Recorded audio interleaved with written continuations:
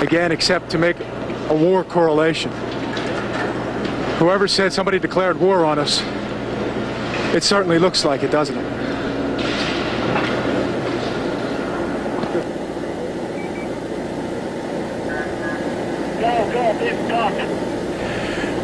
Vince, can you hear us now? The firefighter that you heard in that piece, his name is Lieutenant John Ginta. He talked about wanting to cry at the sight of what he saw. I can now identify with what he's talking about. He talked about bodies in the street. I didn't see any. He talked about people being trapped in that rubble. But as many of you well know, and frankly, I'm not sure who's on the anchor desk, but I have many friends in the law enforcement community. And I've talked to friends of theirs today. And I found out that many of my friends are in that building, 1 and 2 that have collapsed. And you try to distance yourself from this stuff, but when it hits home, it's a far different story. So my prayers right now go out to their families and the families of everyone who's been affected by this. I'll throw it back to you in the studio. It's, we join you in what you have just expressed, and we're also very sorry about the personal involvement that you have in that story. Can you stay with us for a moment, Vince? Sure. Sure. Is this Ernie? Yes, Ernie and Dana. You described what is very much the warlike atmosphere there, and seeing you with your mask on and walking through was just incredible, and that's compelling television, if you will, not to mention the magnitude of the loss here and the depth of the story. How did you get in there?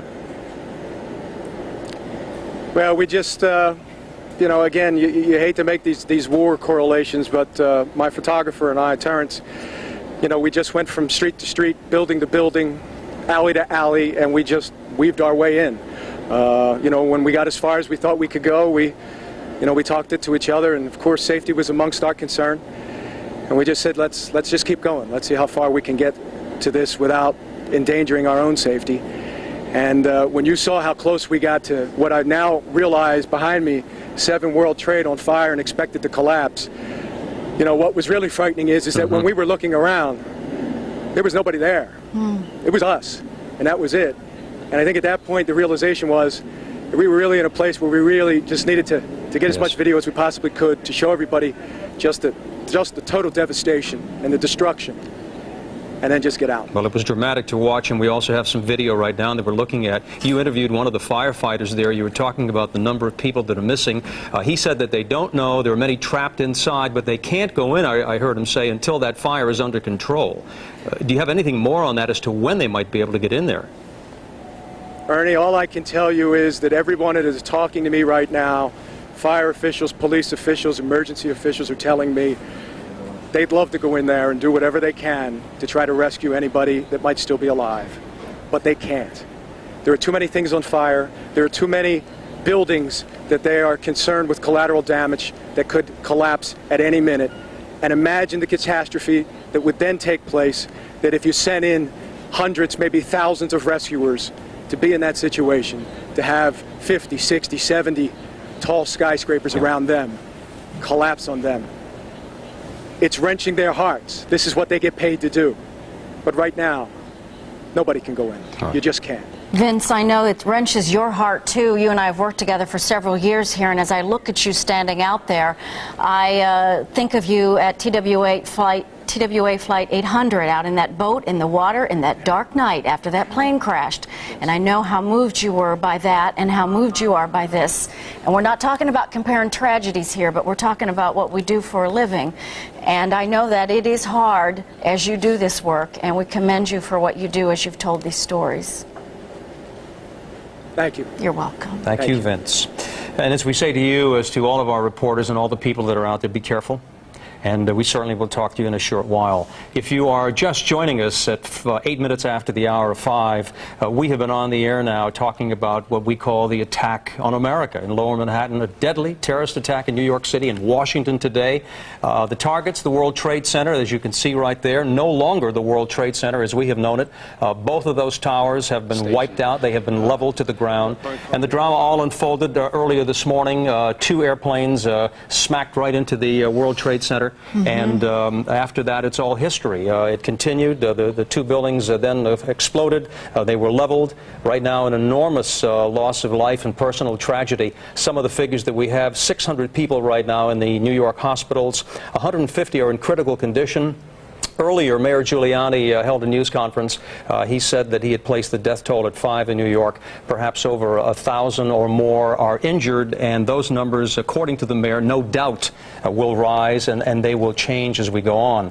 A lot of people still unaccounted for. You just heard Vince Dementri's report. Fire officials are trying to go inside to find those people who are trapped and some of the victims, but they can't do that until the fire is brought under control. Officials do believe that there were approximately 10,000 people who occupied those Twin Towers today. That's bad enough. It could have been 50,000 perhaps, but we're told that it was about 10,000 people this morning when the attack occurred, including hundreds and hundreds of people on the ground, including police and firefighters. Very brave to be doing their job. We should also go over again what airlines these were. The first plane that hit the World Trade Center building number 1 was American Airlines Flight 11 from Boston to Los Angeles, 81 passengers, 9 flight attendants, 2 pilots.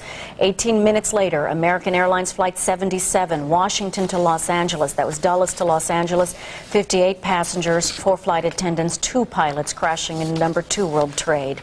United Airlines Flight 93, Newark to San Francisco, crashing near Pittsburgh, Somerset County, PA. That's crashing at a strip mine area. A man on a cell phone, it was reported from a dispatcher on the ground, said he got a call from a man on a cell phone on board that plane saying, "We are being hijacked. We're being hijacked." Again, it crashed southeast of Pittsburgh. And then United Airlines Flight 175, Boston to Los Angeles, 56 passengers, 7 flight attendants, 2 pilots, crashed at the Pentagon. Heavy damage, injuries, 20,000 people estimated evacuated from the Pentagon alone. Capitol also evacuated. Lawmakers, aides, tourists all sent into the surrounding streets of our nation's capital. And Dana, those 4 plane accidents that you were talking about, those plane crashes, the figure that we have is approximately 266 people who have been killed in those 4 separate airline crashes. That's approximately 266 passengers and crew members aboard those 4 planes. President Bush, of course, reacted quickly to what was going on, vowing to find those responsible and assured the American people that security measures were in place in terms of our safety. The president also said that other top government leaders and officials are said to be in a safe place. He was deeply concerned, as we heard from the president today, and he talked about that this nation today, in his words, is being tested, and he said that we will pass this test. We've been hearing, yes. I was just going to say, here in New York, several hospitals have been quite busy, including St. Vincent's, where our reporter Whitney Casey is standing by to give us the latest on injuries and just how the crews are handling everything, the hospitals, the doctors, rather, and the nurses there. Whitney, what can you tell us? Well, right now the numbers are climbing as expected. We have about 300, over 300 right now, but joining us is Mark Ackerman. He is the executive director of the hospital. Now, you say a lot of the injuries that you've seen now have been abrasions to the cornea from a lot of the emergency workers because of all that dust in the area. The most recent injuries that we've gotten in have been firefighters and police officers who've been literally digging through the debris, and with all the concrete dust in the air, they're getting a lot of abrasions and literally bloody fingers from digging by hand. And you said, and this is sort of morbid, that the digging has begun again. Right. The EMS had informed us that all the rescuers had to back off for about almost an hour, and unfortunately they've informed us that they have begun digging again, and they believe we'll be seeing a number of live victims coming in here through the night. So we are prepared with all of our physicians and nurses to be here through the night. We're on our constant state of preparedness, and just ask all of our employees to please come in for their regular shifts. If they have any trouble with transportation, to please call us, and we'll arrange through the police department to get them here. Now, for somewhat of a frenetic thing that's happening down, this right here has been very calm. We unfortunately have had a lot of practice with very major disasters in this city, and St. Vincent's has, from the time literally of the Titanic, brought in hundreds of patients at a time from great disasters, and we're well practiced at it, unfortunately. But the worst is not over yet. You said in the World Trade Center bombing in '93, 30 to 36 hours later, there were still more people coming. Yeah, what will happen is people will not realize that they may have fallen and hurt their shoulder or gotten injured or had some type of mental trauma, and we really encourage people to reach out to one of the hotlines. We have 3 of them to talk about this disaster today. It will really affect all of us in this city. Thank you so much, Mark. Take care. Now again, let me give you some of those numbers. The Family Center number here, if you may be concerned that you have family members here at St. Vincent's, is 212-604-8053. Now you can also come down here to St. Vincent's. There's a Family Center at 55 West 12th Street and 65 West 11th Street. Now also, Mark did tell us the number is 310 patients that are now here, 42 rescue workers, mostly because this is the closest trauma center to the World Trade Center. 45 now in critical condition, and we have 3 deaths, and they're saying that 1 death was a firefighter. Reporting live from St. Vincent's, Whitney Casey, and CBS 2.